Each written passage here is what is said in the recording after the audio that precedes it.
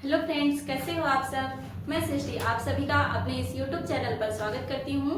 आज हम क्लास 10 के एक इम्पॉर्टेंट टॉपिक रेखीय आवर्धन के बारे में चर्चा करेंगे, जो कि एक बहुत ही इम्पॉर्टेंट टॉपिक है और बोर्ड एग्जाम में इस टॉपिक से अक्सर ही क्वेश्चन पूछे जाते हैं। इस टॉपिक से अगर ये टॉपिक आप लोग को अच्छे से समझ में आ जा रहा है तो आप लोग को इस टॉपिक के लिए 5 नंबर फिक्स है। तो चलिए हम बिना देरी किए अपने टॉपिक पर आगे बढ़ते हैं। हमारा टॉपिक क्या है दोस्तों? रेखीय आवर्धन यानी कि लीनियर मैग्निफिकेशन। क्या है दोस्तों? Linear magnification. Linear magnification. तो दोस्तों लीनियर मैग्निफिकेशन क्या होता है? जैसा आप लोग को पता होगा कि प्रतिबिंब की लंबाई, किसकी लंबाई? प्रतिबिंब की लंबाई तथा वस्तु की लंबाई के अनुपात को, किन किन का अनुपात रहेगा? प्रतिबिंब की लंबाई तथा वस्तु की लंबाई का जो अनुपात होता है उसी को ही क्या कहते हैं? हम रेखीय आवर्धन कहते हैं। इसको हम किससे डिनोट करते हैं? इसको हम स्मॉल n से डिनोट करते हैं, जैसा कि आप लोग को दिख रहा होगा। लेकिन ये जो लंबाइयां दी जाती हैं वो क्या होती हैं? मुख्य अक्ष के लंबवत ली जाती हैं, या तो मुख्य अक्ष के ऊपर ली जाएंगी या फिर मुख्य अक्ष के नीचे, लेकिन ये लंबाई जो रहेगी वो मुख्य अक्ष के लंबवत ही रहेगी। अब हम ये देखते हैं दोस्तों कि अवतल दर्पण के लिए रेखीय आवर्धन का क्या सूत्र होता है और उत्तल दर्पण के लिए रेखीय आवर्धन के क्या सूत्र होते हैं। तो सबसे पहले हमारा क्या है?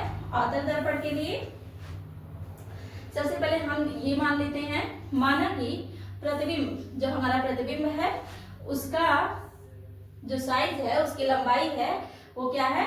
y है। इस y को ऋणात्मक इसलिए लिया गया है क्योंकि ये जो होता है वो मुख्य अक्ष के नीचे होता है, इसलिए ये क्या है?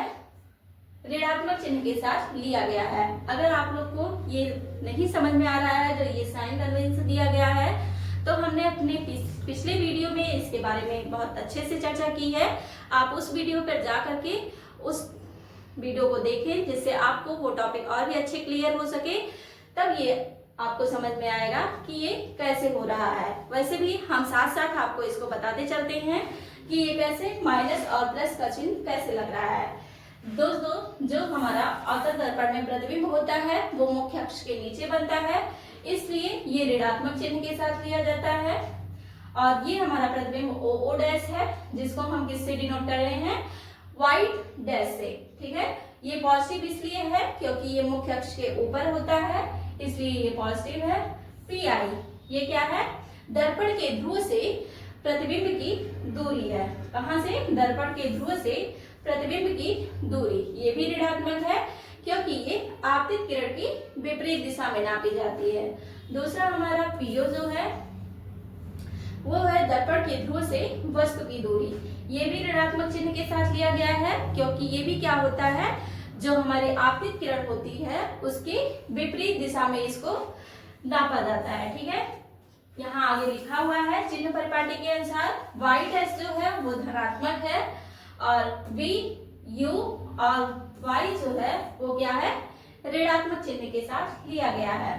अब हम अपनी डेफिनेशन से देखते हैं क्या बोल रहा है। प्रतिबिंब की लंबाई, यहाँ पे प्रतिबिंब की लंबाई तथा वस्तु की लंबाई का जो अनुपात होता है, वस्तु की लंबाई का अनुपात जो है वो क्या होता है? रेखीय आवर्धन माइनस b, यानी कि दर्पण के ध्रुव से प्रतिबिंब की दूरी और दर्पण के ध्रुव से वस्तु की दूरी के अनुपात के बराबर है।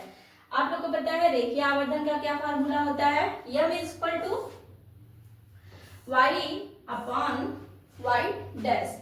यहाँ जो y है हमारा वो क्या है?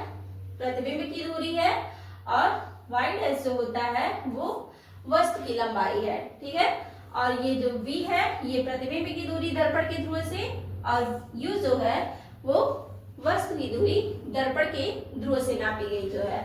ठीक है, तो ये हमारा रेखीय आवर्धन का फॉर्मूला हुआ, यानी कि प्रतिबिंब की लंबाई तथा वस्तु की लंबाई का जो अनुपात होता है वही हमारा क्या होता है? रेखीय आवर्धन होता है। ठीक है, एक बात और भी जान लीजिए दोस्तों, जो अवतल दर्पण के लिए रेखीय आवर्धन होता है वो क्या होता है? ऋणात्मक होता है। ठीक है, आगे हमारा उत्तल दर्पण के लिए क्या होता है रेखीय आवर्धन का फॉर्मूला, जो उत्तल दर्पण होता है उसके लिए भी रेखीय आवर्धन का यही फॉर्मूला होता है, लेकिन उसमें ये ऋणात्मक चिन्ह नहीं रहता है। ठीक है दोस्तों, अब हम आगे देखते हैं। अब हम इस टॉपिक को और भी अच्छे से समझने के लिए एक एग्जांपल लेते हैं, जिससे हमारा ये टॉपिक और भी अच्छे से क्लियर हो सके। तो हमारा क्वेश्चन क्या कह रहा है दोस्तों, 12 सेंटीमीटर फोकस दूरी वाले अवतल दर्पण, कैसा दर्पण है, अवतल दर्पण, अवतल दर्पण। ठीक है दोस्तों, दर्पण कैसा है, अवतल दर्पण है, फोकस दूरी f कितनी है, -12 सेंटीमीटर। अब आप लोग को ये डाउट हो रहा होगा ये माइनस चिन्ह क्यों है, क्योंकि दोस्तों माइनस चिन्ह इसलिए लिया गया है क्योंकि अवतल दर्पण में जो फोकस दूरी होती है वो हमारी क्या होती है, आपतित किरण की विपरीत दिशा में होता है, इसलिए इसको ऋणात्मक चिन्ह के साथ लिया गया है। आगे हमारा क्वेश्चन क्या कह रहा है, अवतल दर्पण के सामने 4 सेंटीमीटर लंबी एक वस्तु रखी गई है, कहाँ रखी जाए, कितने सेंटीमीटर की वस्तु है, 4 सेंटीमीटर, यानी कि y dash is equal to कितना है, 4 सेंटीमीटर। इसको हमने पॉजिटिव लिया है क्योंकि ये मुख्य अक्ष के ऊपर रहता है। कहाँ रखी जाए कि उसका 1 सेंटीमीटर लंबा प्रतिबिंब, कितना सेंटीमीटर लंबा प्रतिबिंब, 1 सेंटीमीटर लंबा प्रतिबिंब प्राप्त हो। ये ऋणात्मक चिन्ह के साथ रहेगा। ऐसा क्यों, क्योंकि जो प्रतिबिंब बनता है एक तो छोटा बना है, इसलिए ये क्या होगा, मुख्य अक्ष के नीचे होगा। अब हम आगे देखते हैं, y अपान y डैश।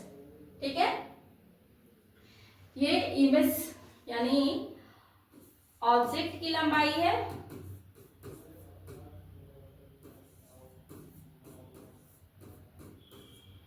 और ये क्या है, इमेज।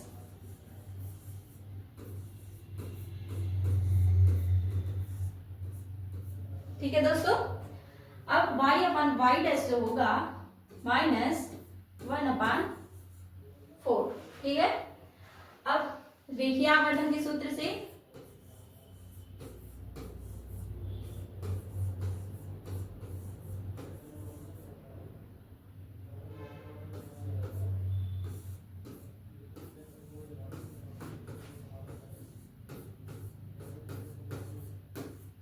रेखीय आवर्धन के सूत्र से क्या होता है दोस्तों, y upon y dash is equal to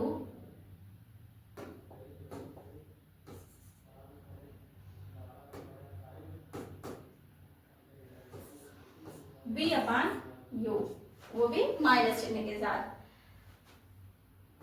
ये y अपान y डैश क्या है, -1/4 इज इक्वल टू -v/u।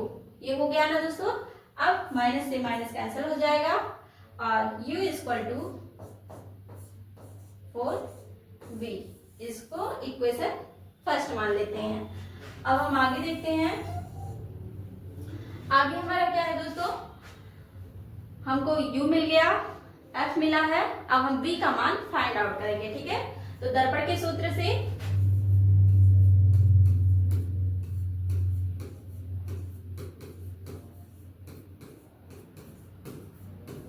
दर्पण का सूत्र क्या होता है दोस्तों, 1/u plus 1/v is equal to 1/f, यही होता है। अब हम सभी वैल्यू को इसमें पुट कर दे रहे हैं, 1/u is equal to 4v is equal to plus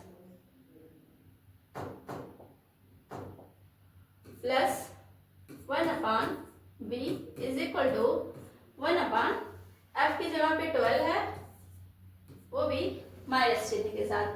ठीक है दोस्तों, अब हम इन सब का एलसीएम ले रहे हैं, तो ये क्या हो जाएगा, 4v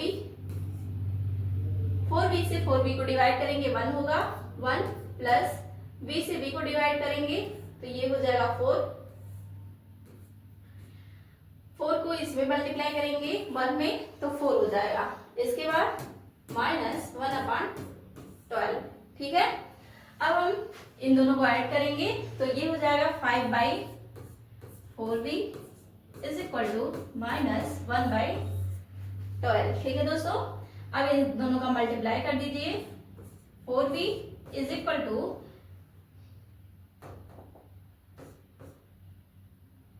12 का 5 में मल्टीप्लाई करेंगे कितना होगा 60, वो भी माइनस चिन्ह के साथ। b इक्वल टू क्या हो जाएगा -15 सेंटीमीटर, ठीक है।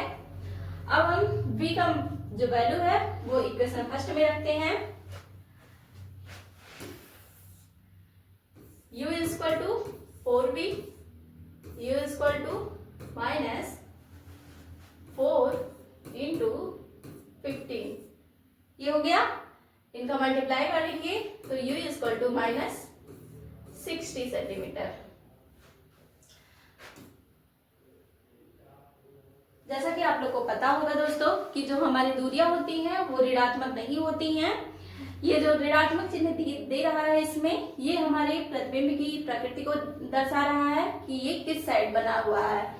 तो जैसा आप लोग को पता होगा, अवतल दर्पण में जो हमारा वस्तु रखा जाता है वो आपतित किरण की विपरीत दिशा में रखा जाता है, और जो प्रतिबिंब हमको मिलता है वो भी आपतित किरण की विपरीत दिशा में रहता है। इसलिए ये जो दूरियां हैं वो ऋणात्मक है।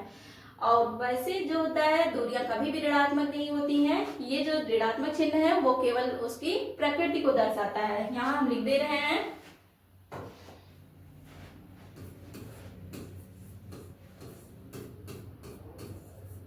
ऋणात्मक चिन्ह प्रतिबिंब की